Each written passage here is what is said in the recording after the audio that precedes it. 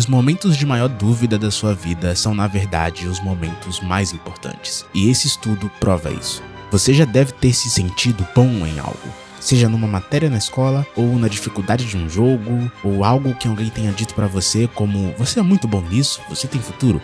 Mas depois de um tempo ou de um desafio novo, toda essa perspectiva de sucesso começa a sumir e de repente você se sente uma das piores pessoas do mundo naquilo que era bom. Se você já passou por algo assim, saiba que isso não é um sinal de que você é um fracasso, mas um sinal de que você está começando a aprender de verdade. Analisando a história de um gênio decadente e de um famoso estudo psicológico, eu vou te provar que essa queda de confiança não é um fracasso, e sim o seu cérebro despertando para buscar a maestria. Onde tudo começa é um lugar enganosamente confortável que todos passamos. Vamos chamá-los de ponto da ignorância. É o território que sua confiança está tão alta que você não consegue perceber nem a sua própria ignorância. Por isso, você se sente genial. É uma ilusão poderosa. Muitas pessoas encontram um ponto de conforto em alguma área da vida, recebem alguns aplausos e constroem uma casa ali, nunca mais se arriscando em um desafio real para não correrem o risco de descobrir que a sua casa foi construída sobre areia. Nagi, o gênio do anime Blue Lock, é a representação perfeita disso. Caso você não conheça Blue Lock, a premissa do anime é trancar 300 jovens atacantes em uma instalação de alta tecnologia para forjar o melhor atacante do mundo. No meio de competidores famintos, Nagi se destaca por um motivo curioso. Ele não se importa. Para ele, o futebol é um saco. Algo que ele só joga porque seu amigo o convenceu na época de escola e agora estão aqui para ver qual que é. O Nagi nunca havia perdido um jogo de futebol antes, mesmo jogando contra times profissionais do Japão. Seiichiro Nagi é o arquetipo do talento puro. Um gênio para quem o futebol é tão fácil que chega a ser entediante. Seus gols são milagres instintivos, movimentos absurdos que ele apenas faz, agindo com 100% de confiança e 0% de compreensão real do jogo. Nagi é a personificação do gênio que vive isolado no confortável ponto da ignorância, já que o sucesso sempre veio até ele, sem que ele nunca precisasse ir atrás do sucesso. Mas conforme o nível da competição em Blue Lock sobe, o conforto de Nagi começa a ruir. Ele colide com jogadores que não têm o seu talento, mas possuem uma obsessão em analisar e construir fórmulas para vencer. De repente, após um jogo incrível onde ele derrotou seu principal oponente, o Isagiyoichi, Nagi passa por uma sequência de derrotas e percebe que seu instinto não é mais o suficiente para vencer. Os saltos, sua criatividade, sua facilidade em ganhar o jogo, tudo isso encontram barreiras que ele não consegue superar nem dando tudo que tem. E o futebol, de repente, que era tão chato, agora se torna frustrante. Nagi percebe que suas jogadas sempre deram certo porque alguém acreditava nele, mas sozinho ele não consegue avançar. E isso muda tudo. Nagi nota que agora ele precisa evoluir, mas o problema é que ele nunca precisou evoluir para vencer. Nos últimos segundos de um jogo decisivo, ele se vê pressionado. Não consegue imaginar como avançar pela defesa inimiga sozinho e, em um ato de desespero, passa a bola para alguém que acredita nele, falhando em seu desafio de vencer sozinho.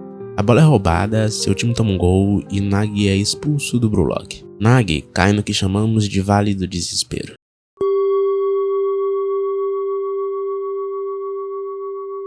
O Vale do Desespero é o território onde a complexidade do que você quer dominar surge com um gosto amargo na boca, revelando a vastidão aterrorizante de tudo que você ainda não sabe e sua confiança cai. É nesse ponto que o gênio se sente um idiota, e é aqui que separamos talentos de promessas. Após Nagi perder a partida, Isagi, protagonista do anime e amigo e rival de Nagi, pede para que Ego, o técnico do Blue Lock, dê uma segunda chance a ele, argumentando que Nagi tem um talento que não pode ser desperdiçado. Ego explica a dura verdade sobre o talento. Talento não é o poder de acreditar em suas habilidades, é o poder de acreditar nelas e depois prová-las. Você sabe qual é a maior causa de um talento murchar? Perda de esperança? Desespero? Medo? Não é nada disso. É a satisfação. Ele ainda não tinha de verdade o que era preciso para vencer Isagiyoichi, mas acabou vencendo por acaso. Seu desejo foi saciado, e um animal de barriga cheia esquece como se caça. A satisfação é o que te prende no ponto da ignorância. Essa é a voz que sussurra: você já é bom o suficiente, não precisa se esforçar mais. Quando você se sente um gênio, você se satisfaz com o que já sabe, rejeitando a dor e a humildade necessária para atravessar o vale do desespero. É por isso que o pior erro que um professor pode cometer na vida real é dizer que tal criança é muito inteligente e que ela tem futuro. Essas coisas nos deixam de fato satisfeitos, como se já tivéssemos o nosso garantido, sabe? Predestinados ao sucesso. Mas os verdadeiros especialistas tendem a subestimar suas próprias habilidades, pois reconhecem a complexidade do assunto e o quanto ainda precisam aprender. A sensação de ser burro é o seu instinto de caça despertando novamente, te dizendo que sua barriga não está tão cheia quanto você pensava. É o seu cérebro te forçando a sair da zona de conforto para aprender a caçar de verdade. Essa travessia pelo vale é a regra universal que separa os amadores dos mestres. O fracasso não é um acidente no caminho. Thomas Edison falhou mais de 1000 vezes antes de inventar a lâmpada. Michael Jordan foi cortado do time de basquete do colégio antes de se tornar o maior jogador de todos os tempos. Walt Disney foi cortado do jornal por falta de imaginação antes de construir o que hoje é a Disney. Stephen King teve seu primeiro livro rejeitado 30 vezes, e hoje ele é considerado o rei do terror. Todos esses nomes são de mestres que hoje admiramos, mas que um dia foram apenas pessoas com potencial que colidiram com o fracasso. Eles entendem que a dor do processo não era um obstáculo, mas o próprio processo. E é por isso que hoje os vemos com outros olhos.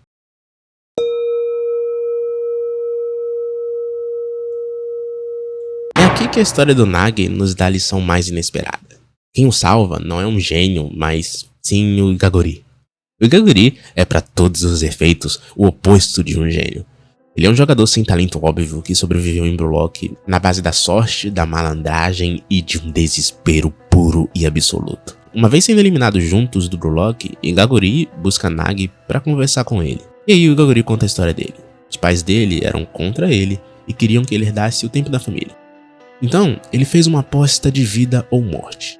Ou se tornava um jogador profissional, ou passaria o resto da vida como um monge. Ele colocou seu sonho na balança contra o desespero de um futuro que ele não queria. Igaguri explica a Nagi a lição que aprendeu.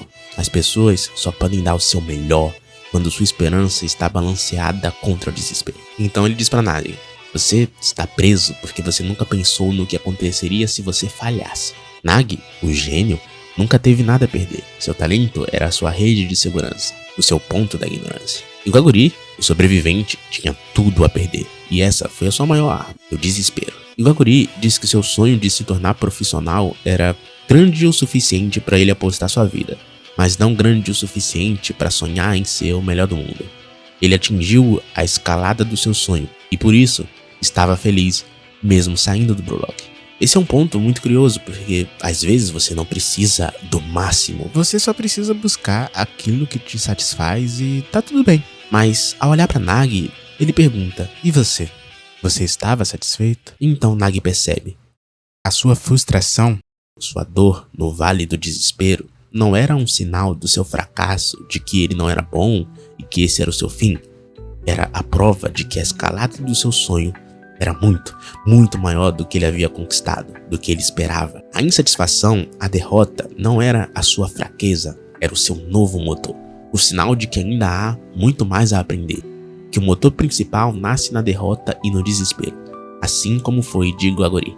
A lição que a história de Nagi e a curva de aprendizado querem nos passar é que você não aprende quando acha que já sabe. Para aprender de verdade, você precisa ter a coragem de aceitar que, em relação ao que você quer dominar, você é, no momento, um completo iniciante, de tal modo que talvez você nem saiba o tamanho das coisas que quer dominar.